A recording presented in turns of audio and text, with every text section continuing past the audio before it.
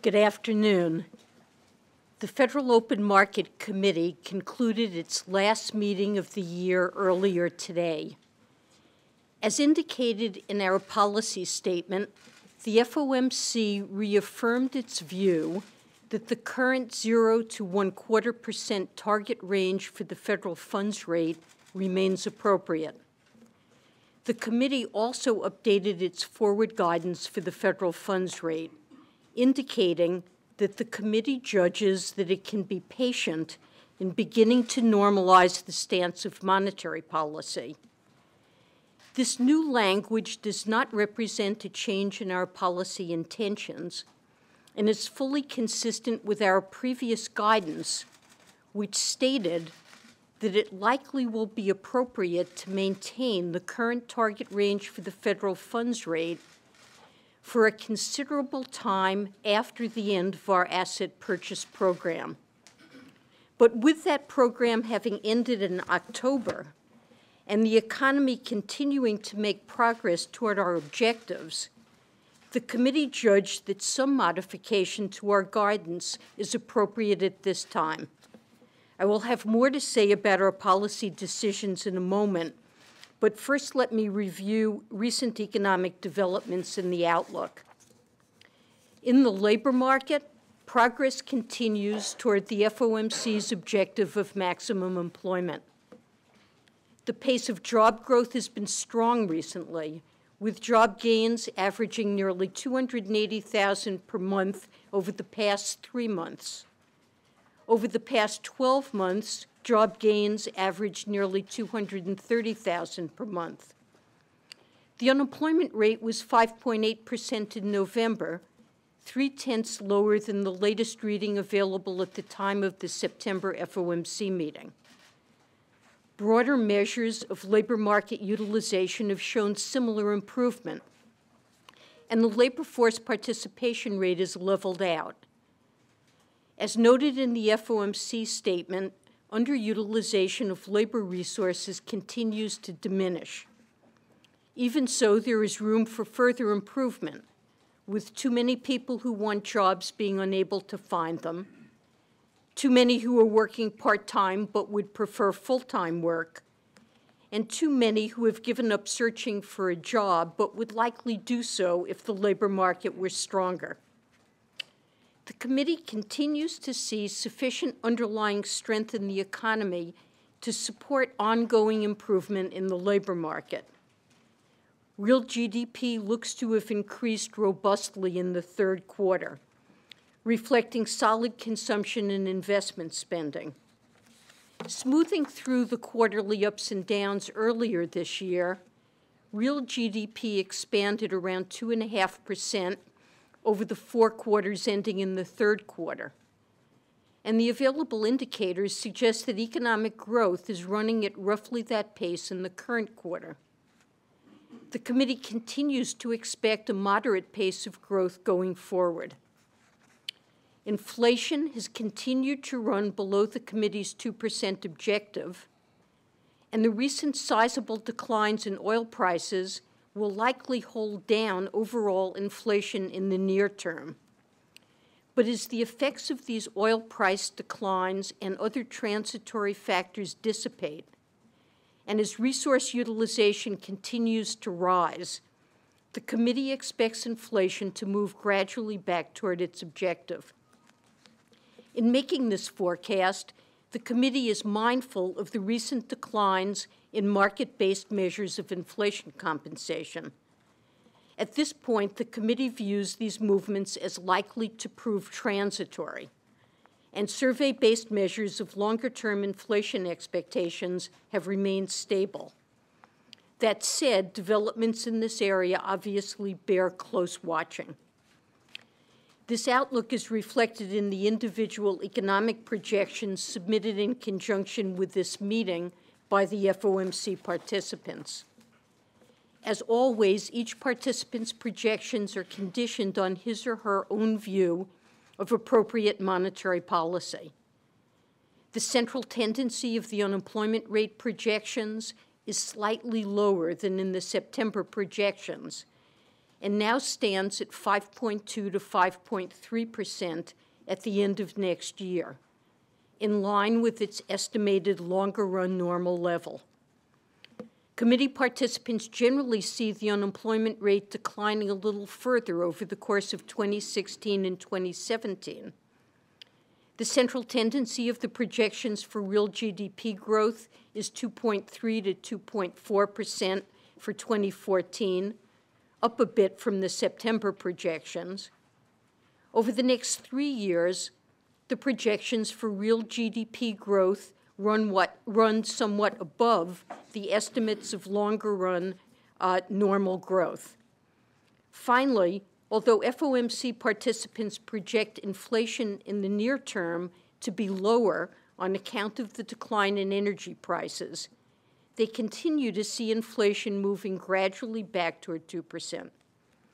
The central tendency of the inflation projections is 1.0 to 1.6% next year, rising to 1.8 to 2% in 2017. As I noted earlier, the committee reaffirmed its view that the current 0 to 1/4% target range for the federal funds rate remains appropriate. Regarding forward guidance for the federal funds rate, our October statement indicated that it likely would be appropriate to maintain the current target range for the federal funds rate for a considerable time following the end of our asset purchase program, especially if projected inflation continues to run below the committee's 2% longer-run goal. Today's statement, which indicates that the committee judges that it can be patient in beginning to normalize the stance of monetary policy, does not signify any change in the committee's policy intentions as set forth in its recent statements.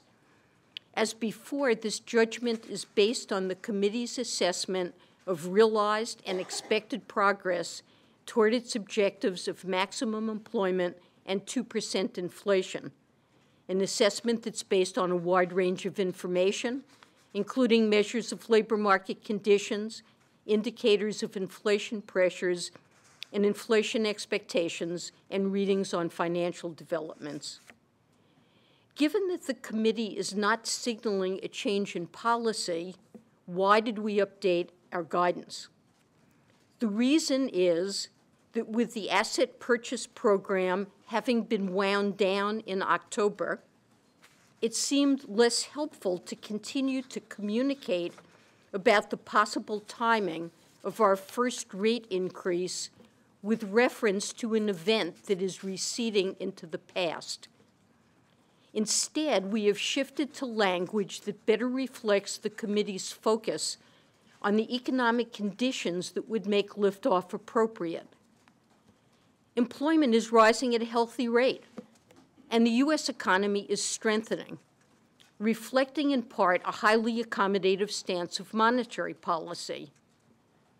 Of course, inflation has been running somewhat below our goal of 2%, but we project that gap to close gradually over time. As progress in achieving maximum employment and 2% inflation continues, at some point it will become appropriate to begin reducing policy accommodation. But based on its current outlook, the committee judges that it can be patient in doing so. In particular, the committee considers it unlikely to begin the normalization process for at least the next couple of meetings. This assessment, of course, is completely data-dependent. If incoming information indicates faster progress toward the committee's employment and inflation objectives than the committee now expects, then increases in the target range for the federal funds rate are likely to occur sooner than currently anticipated. Conversely, if progress proves slower than expected, then increases in the target range are likely to occur later than currently anticipated.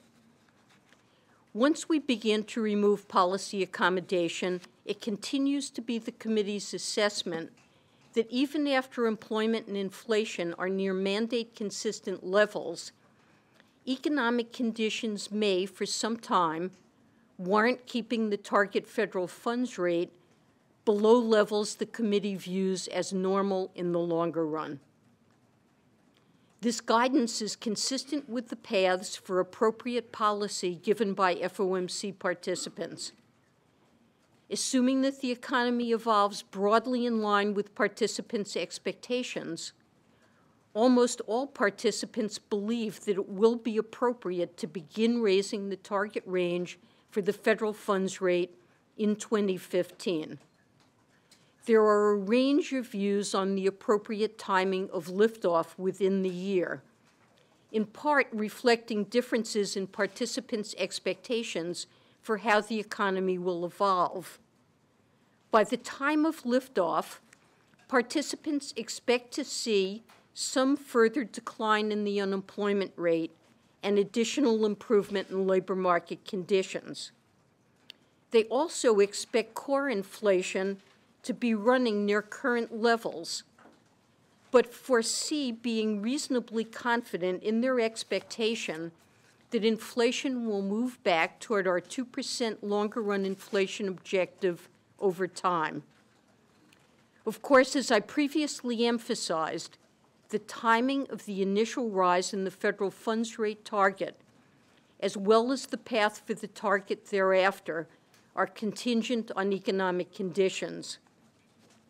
By late 2016, the median projection for the federal funds rate at 2.5% remains more than a percentage point below the longer-run value of 3.75% or so projected by most participants, even though the central tendency of the unemployment rate by that time is slightly below its estimated longer-run value, and the central tendency for inflation is close to our 2% objective. FOMC participants provide a number of explanations for the federal funds rate running below its normal level, for longer-run level at that time, in particular the residual effects of the financial crisis, which are likely to continue to constrain household spending and constrain credit availability for some time.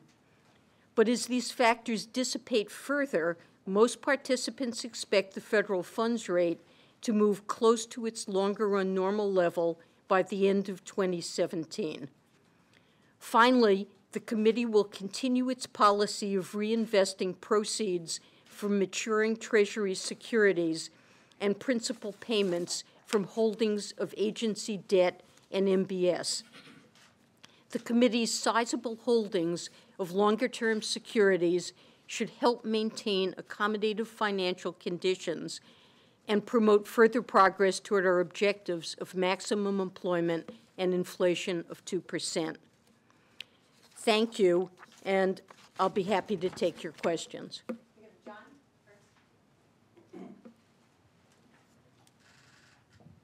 John Hilsenrath from the Wall Street Journal. Chair Yellen, a number of Fed officials have projected in the lead up to this meeting that the most likely timing for liftoff was around the middle of next year. I wonder if you could clarify that. You said in your statement that patient means not for at least 2 meetings. Your forecasts, the FOMC's forecasts seem to be consistent with something like a middle of the year liftoff. Can you speak to that? And can you also speak to the downdraft we're seeing in inflation now, and in particular market-based inflation expectations, and whether that gives the committee any hesitance about proceeding towards liftoff in the months ahead? So I did say that the statement that the committee can be patient should be interpreted as meaning that it is unlikely to begin the normalization process for at least the next couple of meetings. Now, that doesn't point to any preset or predetermined time at which normalization will begin.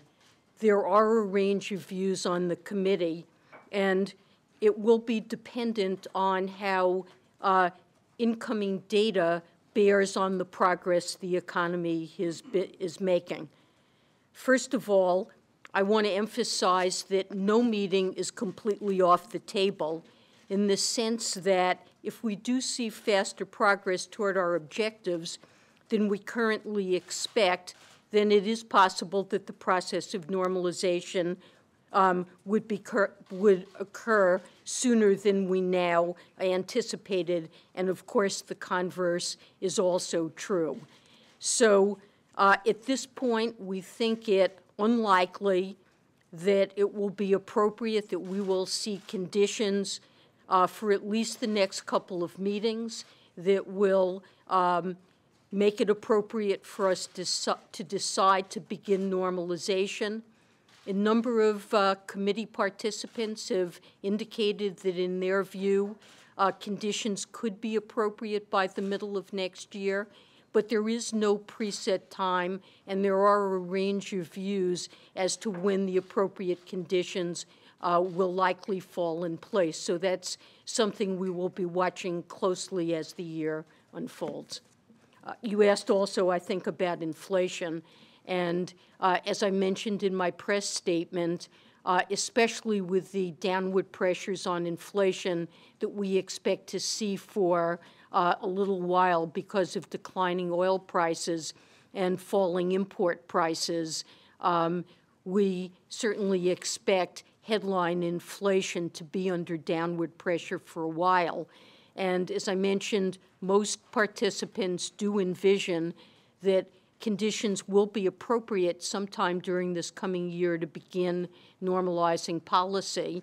And they do largely expect that inflation will be, core inflation will probably be running close to its current level. And headline inflation could even be lower. But what they will want to have is a feeling of reasonable confidence that when we start the process of normalizing policy, that it will be moving up over time. And of course, as labor market conditions continue to improve, history suggests that as long as inflation expectations remain well anchored, that that's likely to occur.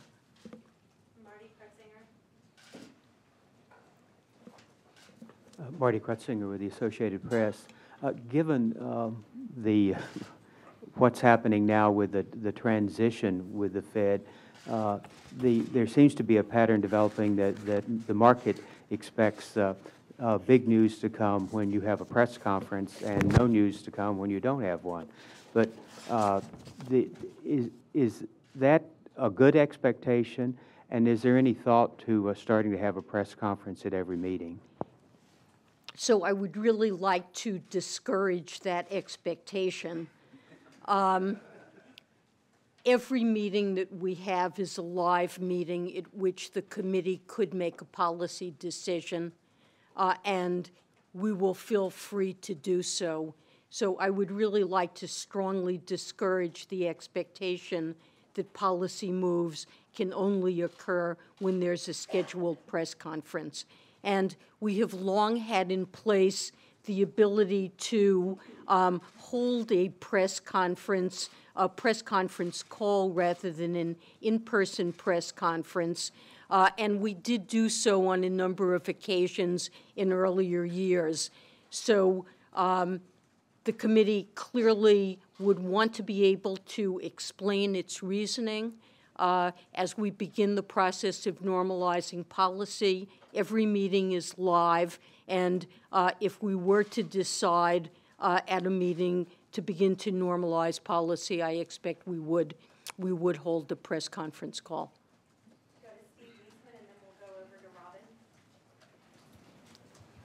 Was there concern, Steve Leisman, CNBC, was there concern expressed at the meeting that the signal coming from markets and a variety of markets, lower oil prices, lower yields around the world, was one of deflation, and that risk was one that should perhaps overshadow the concern about inflation on the other side?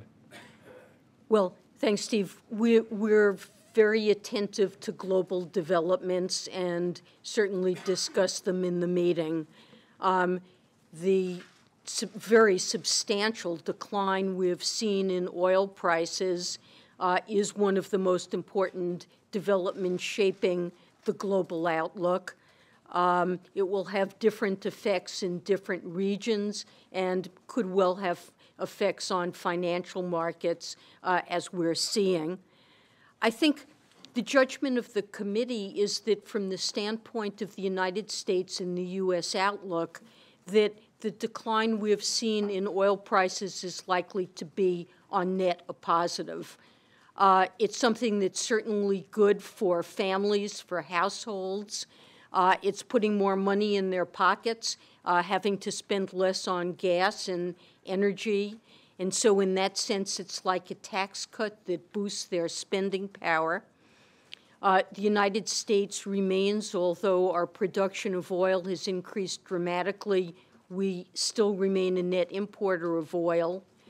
Of course, there may be some offset in the form of reduced drilling activity and possibly some change, some reduction in CapEx plans in the drilling area. But on balance, I would see these developments as a positive for the standpoint of the U.S. economy. With respect to deflation,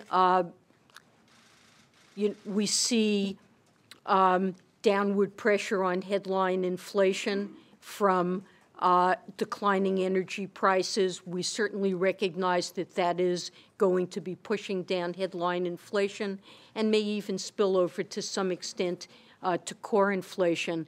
But at this point, although we indicated we're monitoring inflation developments carefully, we see these developments as transitory. And the committee continues to believe, especially with the improvement we're seeing in the labor market, which we expect to continue, that inflation will move back up to our 2% objective over time. As I indicated, we will want to feel, I believe that people will expect to feel reasonably confident about that when the process of normalization begins, but we do expect them to be transitory. Robin Harding and then to Steve Muffin. Robin Harding from the Financial Times. Madam Chair, there's a big gap between the pace markets expect you to raise interest rates and the rate you've indicated in your dot plot. Are markets misunderstanding your intentions? Thank you. So that's difficult for me to say. What I want to say is that our objective is to communicate as clearly as we possibly can about our plans and how we see the economic environment unfolding.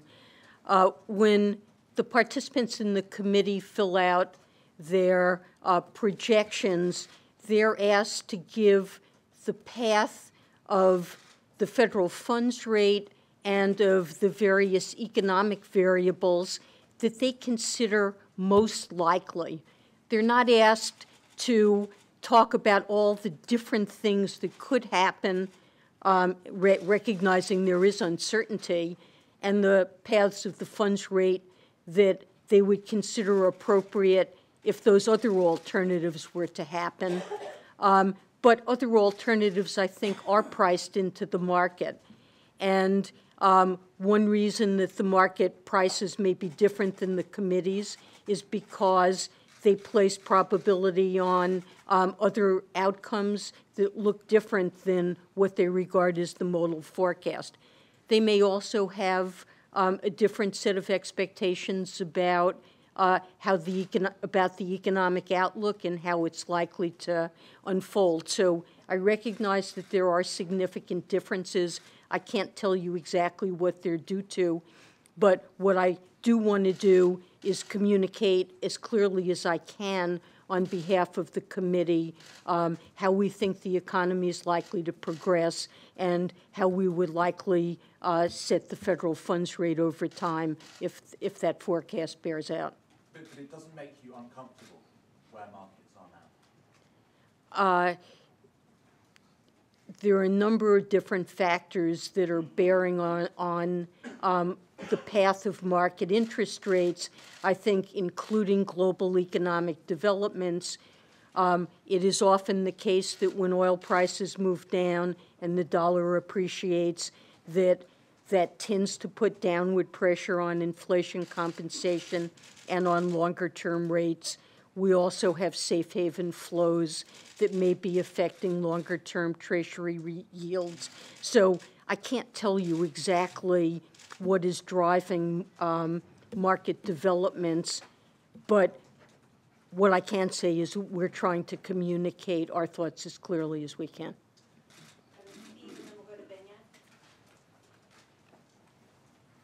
Hi, Steve Muffson from the Washington Post. I was just hoping you could go into a little more detail about the oil effect. Even though you see it as transitory, would that give you a little more room to keep rates low in the next few months? And if ultimately, if prices bounce back, what's that going to do to your ability to change rates, and how might you react to that? Well, I'd say, you know, that I think what we've seen since the mid-'80s is that in an environment where inflation expectations are well anchored, that movements in oil and commodity prices and import prices tend to have transitory effects on the inflation outlook. There were many years in which we had unanticipated increases in oil prices, really beginning in 2004 or 2005, that put upward pressure on headline inflation and sometimes even spilled through into core. And typically the committee looked through those impacts on inflation with the view that they would be transitory. And I think experience bears out that they were transitory. And I think that's the committee's expectation here. Inflation, even core inflation, has been running below our inflation objective. The movements in oil, you know, now down and perhaps later up, will move inflation around, certainly headline inflation. But the committee at this point anticipates those impacts to be transitory. So as long as participants feel reasonably confident that the inflation projection is one where we expect to meet our 2% objective over time, that's what I think how they'll be looking at things as we decide on the path for the funds rate.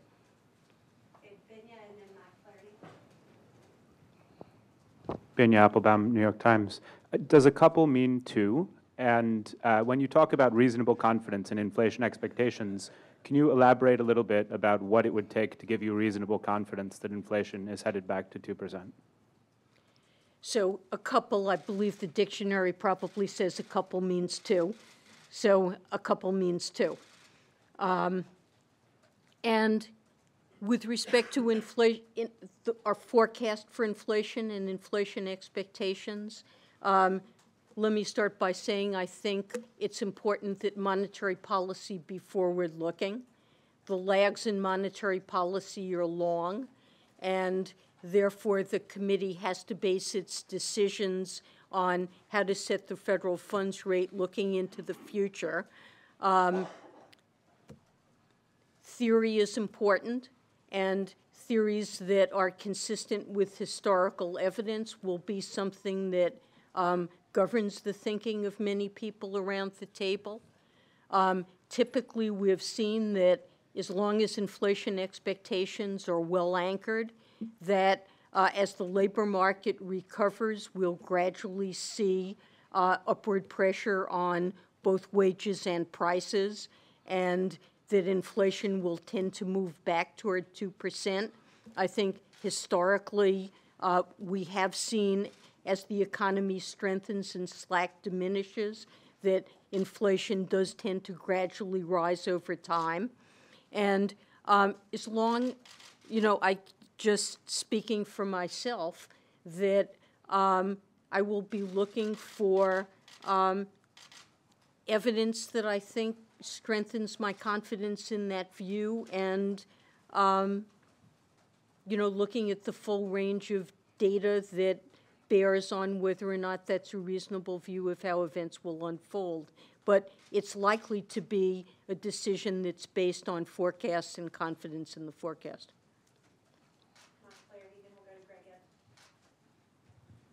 Michael Flaherty, Reuters News. Chair Yellen, a lot of attention has been focused on liftoff, but I wonder, has the committee discussed what happens after that liftoff and what, you know, the rate path would be after you make the first move? So I think you raise a very important point, because although there is a great deal of market focus on the timing of liftoff, what ought to matter in thinking about the stance of policy is what the entire path of interest rates will look like.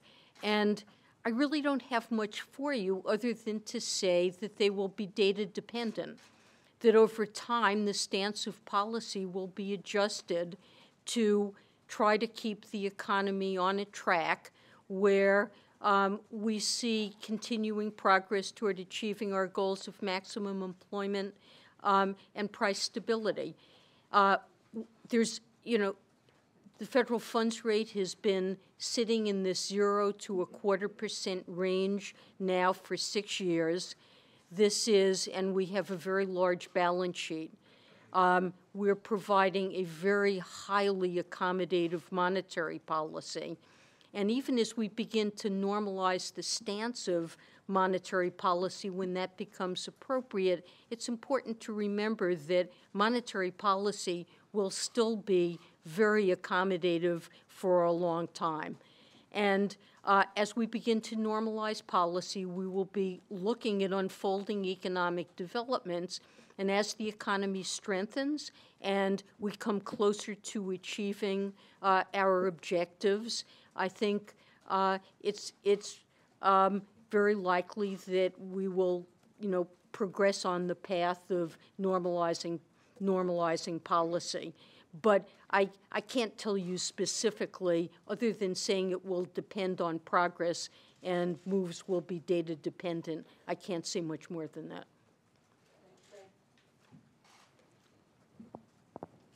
Chair Yellen, the committee's projections show unemployment running below your own views on where full employment should be for the next several years. Does that reflect a desire on the part of the committee that the economy runs somewhat above potential for a while? And if so, can you elaborate on why it wants that and like what purpose it achieves? And related to the question that John Hilsenrath asked earlier, you've called the decline in inflation, market-based measures of inflation expectations transitory, but this decline has been very pronounced in the 5-year forward range. So we're talking about expectations that inflation many years from now will be below target, and some market participants see that as evidence that of declining credibility in the committee's long-term objective. Why do you still view that as transitory?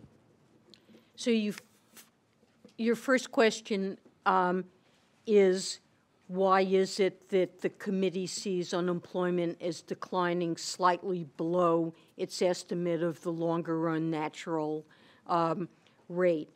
And I think in part the reason for that is that inflation is running below our objective, and the committee wants to see inflation move back toward our objective over time, and a short period of a very slight undershoot of unemployment below the natural rate will facilitate slightly faster return of inflation to our objective. It is, I should say, a very small undershoot in a situation where there is great uncertainty about exactly what constitutes maximum employment or a longer run normal rate of unemployment. We also do see the different measures of slack in the labor market point to different assessments of just what maximum employment is. The standard unemployment rate for quite some time now has been signaling a little bit less slack in the labor market than measures that are somewhat broader, that, for example, include the unusually large number of people who are part-time employed but would prefer full-time jobs, and the portion of the decline we've seen in labor force participation that looks like it would disappear in a or be eroded in a stronger economy And so it may be that with a very small undershoot of this longer run normal level of the unemployment rate as measured by the standard unemployment rate, we'll be seeing some further progress on those other margins of slack. But it's important to point out that the committee is not anticipating an overshoot of its 2% inflation objective. Oh, and longer dated expectations. What I would say, and we refer to this in the statement as inflation compensation rather than inflation expectations. The gap between the nominal yields on 10-year treasuries, for example, and tips have declined. That's inflation compensation. And five-year forwards, as you said, have also declined.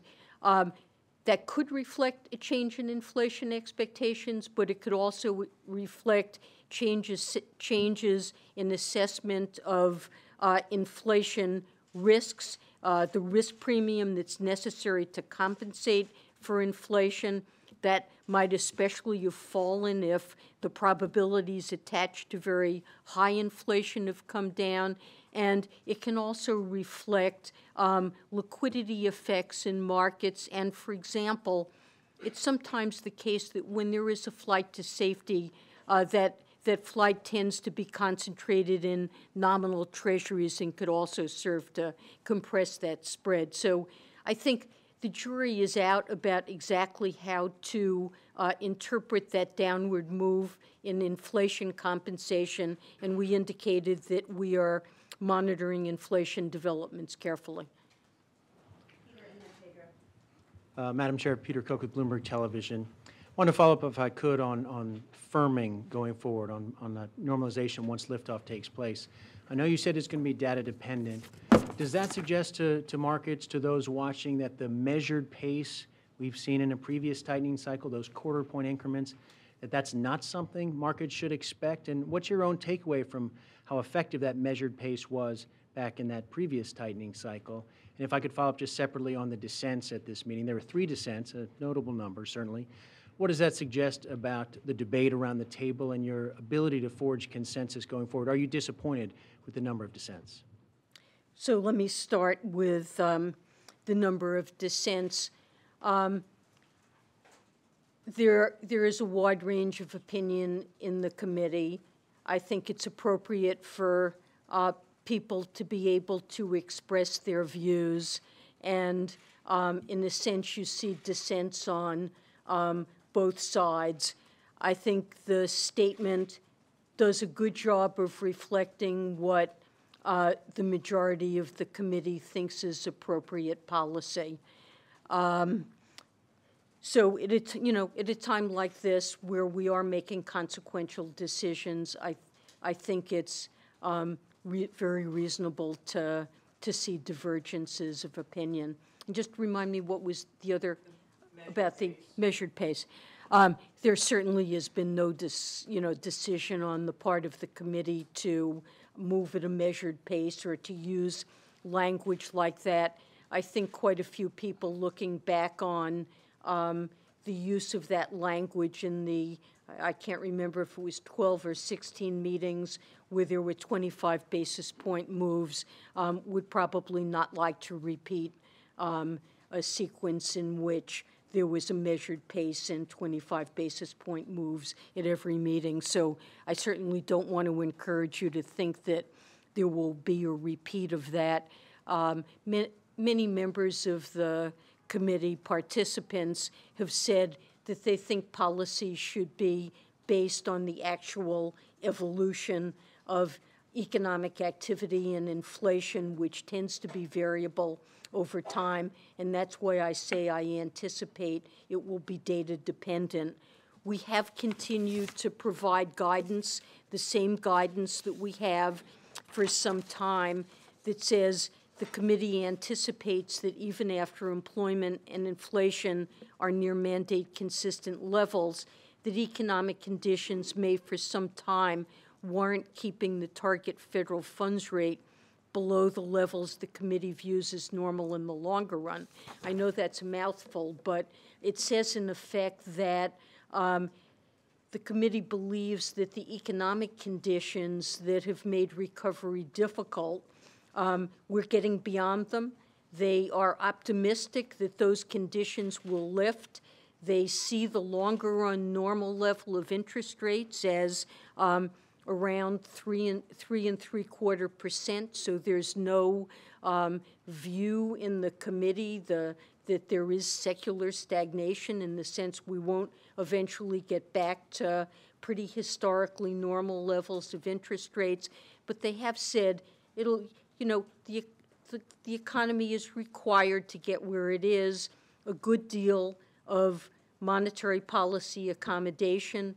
We expect to be able to normalize policy, but until those conditions have lifted that have held back economic activity, monetary policy will need to stay accommodative. So in that sense, perhaps that's equivalent to saying that the path of normalization is anticipated to be relatively gradual. But again, the path of rates will depend on how economic conditions actually evolve, and that's nothing more than an expectation on the part of the committee.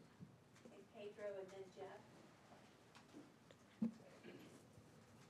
Pedro DaCosta with Dow Jones Newswires. Enough about rates. I want to ask you about the New York Fed. The New York Fed's been in the news a lot lately. President Dudley was invited to Congress to testify about conflicts of interest there. You had things like the cigar tapes, the Beim report, and most recently the revelation that a former New York Fed official was exchanging information with someone at Goldman Sachs who was also had New York Fed connections. I just wonder, and also there were scandals during the crisis related to Stephen Friedman regarding the New York Fed and his purchase of Goldman Sachs stock. Do you see the New York Fed as a black mark on the Fed system because of these recurring scandals? Have you talked to Bill Dudley about reforming the image of that particular regional Fed? And do you think a person that spent 21 years of his career at Goldman Sachs is in a position to regain public credibility about conflicts of interest? Well, let me say that I think it's very important for the Federal Reserve System to have confidence in the quality of its supervision. And I have a good deal of confidence in the quality of our supervision program. For the banking organizations we supervise in general, and that also applies to the largest banking organizations.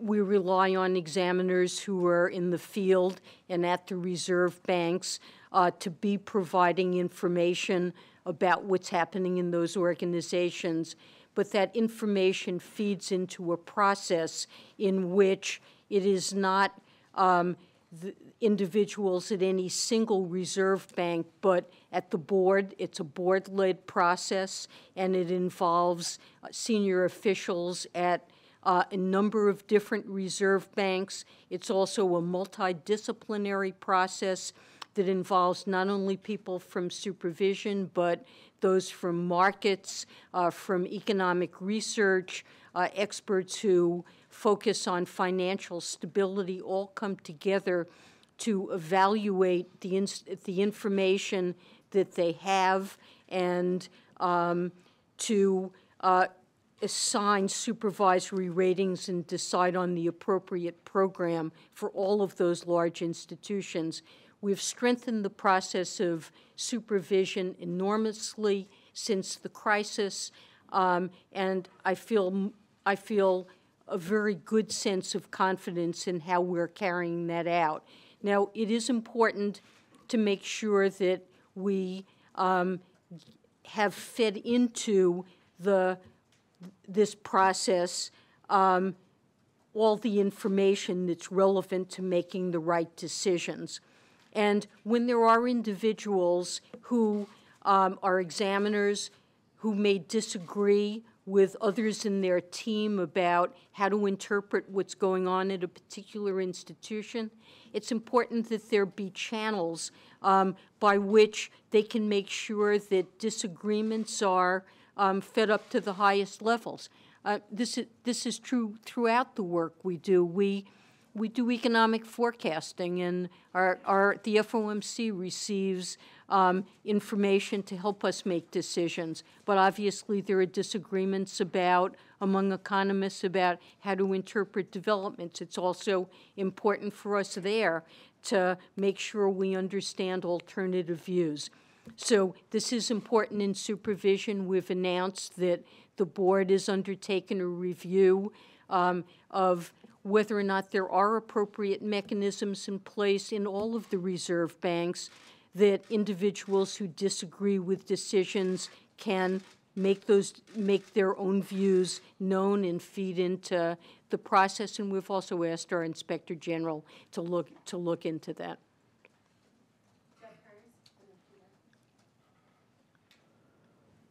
Thank you. Jeff Kearns from Bloomberg News. I'd also like to get off monetary policy and ask you about the Federal Reserve's relationship with Congress. Specifically, how worried are you about legislation that has been proposed and maybe proposed again in the next Congress that would reduce Fed independence? Would you see yourself trying to fight back, or would you see yourself trying to go to Congress to work with them to do more with transparency or something else to reduce their concerns without making them law?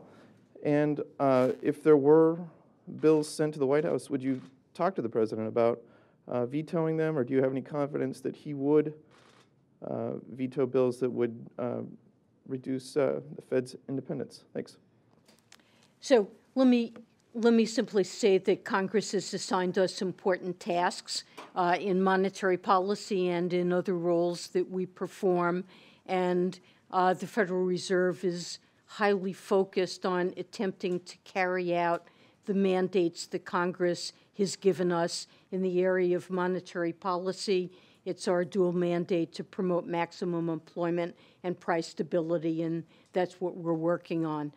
I would say that the ability of a central bank to make the decisions about monetary policy that it regards as in the best longer-run interests of the economy, free of short-run political interference, is very important to the effective conduct of monetary policy. And I think history shows, not only in the United States, but around the world, that central bank independence promotes better economic performance. So I do think central bank independence is very important, and that it's important to make sure that we can make the decisions we think are best free of short-run political interference with respect to monetary policy. We should be accountable, and we are accountable to Congress in explaining what we do. I believe strongly in transparency, and I believe strongly that we should communicate as clearly what we're doing and the rationale for doing it, and am very open to looking for ways ourselves to improve our communications and transparency, and working with Congress to do that. But I would be very concerned about actions. Back in 1978, Congress explicitly passed legislation to ensure that there would be no GAO audits of monetary policy decision-making, namely policy audits. I certainly hope that will continue, and I will try to forcefully make the case for why that's important. I cannot speak for the White House, wouldn't attempt to do that.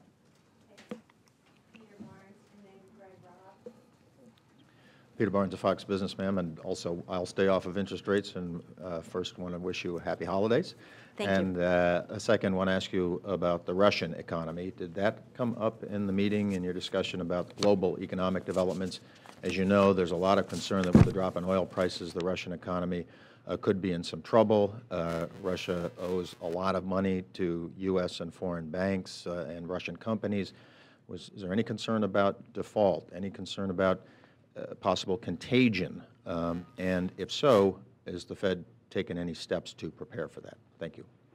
Well, we certainly did review global economic developments, including developments in the Russian economy. Clearly, Russia has been hit very hard by the decline in oil prices, and the ruble has depreciated enormously in value, and this is posing a series of very difficult economic conditions in the Russian economy. Of course, we discussed what the potential spillovers are to the United States, which could occur both through trade and financial linkages. But these linkages are actually relatively small. Russia accounts for less than 1% of U.S. trade volume, and U.S. banks' exposure to Russian residents is really quite small in terms of relative to their capital. In terms of the portfolios of U.S. residents, there are Russian securities, but they account for a very small share. So I expect that the linkages back to the spillovers to the United States, both through trade and financial channels, would be small. Europe, of course, is somewhat more exposed to Russia, both because Russia is an important supplier of oil and natural gas to Europe, and the financial linkages are somewhat greater. But in the case of the United States, I see the spillovers relative is pretty small, but we're obviously watching that closely.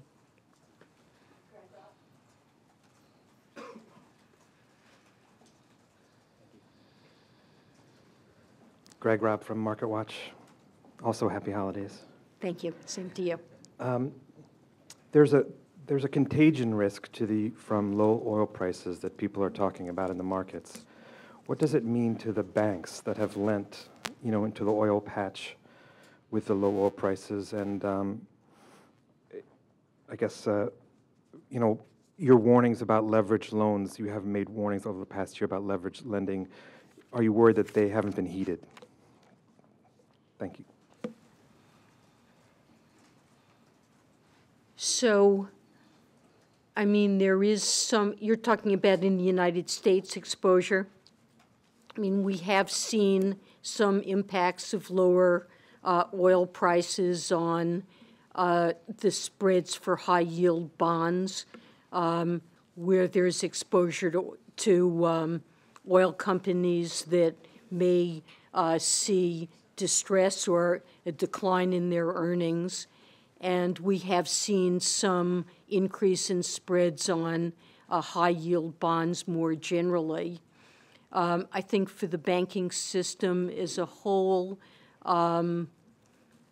the exposure to oil, I'm not aware of significant issues there. This is the kind of thing that is part of risk management for banking organizations and the kind of thing they look at stress tests.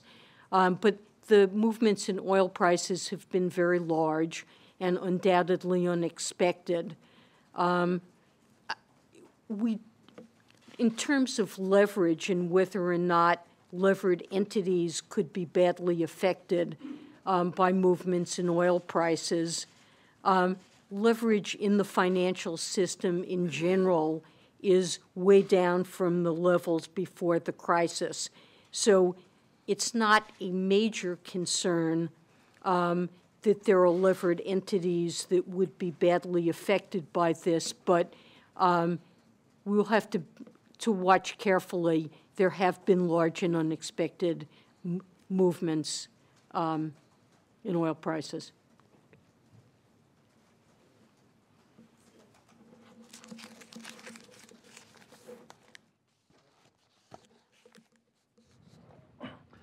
Good afternoon, Chair Yellen, Steve Beckner of MNI. I will go back to interest rates if you don't mind. Actually, it's a question about balance sheet effects on the overall appropriate level of monetary policy. In reaffirming the reinvestment policy, the FOMC says once again that this will help maintain accommodative financial conditions. In the past, it said that the large portfolio of securities will exert a downward effect on long-term interest rates. As you look forward to raising short-term rates, to what extent does the FOMC need to take into account this sort of residual accommodative effect of maintaining a large balance sheet? So I agree, and that's why we stated it, that we typically think of the monetary policy impact of our asset purchases as depending on the stock of assets that we hold on our balance sheet rather than the flow of purchases. And so we're reminding the public that we continue to hold a large stock of assets, and that is tending to push down term premiums and longer-term yields. We made clear when we, or tried to make clear when we issued our normalization principles in September, that we intend to use changes in our target for the federal funds rate as the main tool that we will actively use to adjust financial conditions, rather than actively planning to sell the assets that we've put onto our balance sheet. Sometime after we begin raising our targets for short-term interest rates, depending on economic and financial conditions, we're likely to reduce or cease reinvestment and gradually run down the stock of our assets. But our active tool for adjusting the stance of monetary policy so that it is appropriate for the economic needs of the country, that will be done through adjusting our short-term target range for the federal funds rate.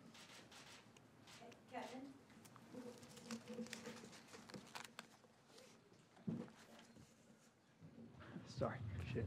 Hi, Kevin Hall with McClatchy Newspapers. I can't believe nobody's asked you the most important question about what's going on with your San Francisco 49ers. But since everybody's already wished you a happy holiday, can you talk a little bit about housing? Few things are more important to Americans and their wealth creation than housing. You've, in your statement, noted that it continues to be a drag. Mr. Dudley was actually relatively upbeat in his forecast. I don't know if that's a view shared on the committee. What do you think is holding housing back? What can Congress do? What will you tell Congress in the coming year? And and a clarification on the Dudley question from earlier, you didn't mention him by name in your being pleased by quality of supervision.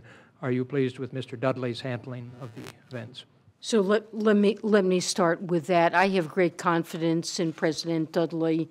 He's done a fine job in running the New York Fed, and I want to be very clear that I have great confidence in him. He's a distinguished public servant, and he has worked very hard in the aftermath of the crisis to make sure that the New York Fed is doing all that it needs to do to contribute to the work that we do both in financial stability and in supervision.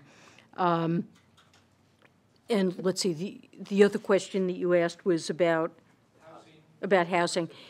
So, you know, I've been surprised that housing hasn't recovered more robustly than it has. In part, I think it reflects very continuing tight credit conditions for any borrower that doesn't have really pristine credit ratings. And my hope is that situation will ease over time. In addition, household formation has been very depressed. And my expectation is that as the labor market continues to improve and households feel better about their financial condition, that we will see household formation pick up and a somewhat stronger recovery than we've seen thus far in housing.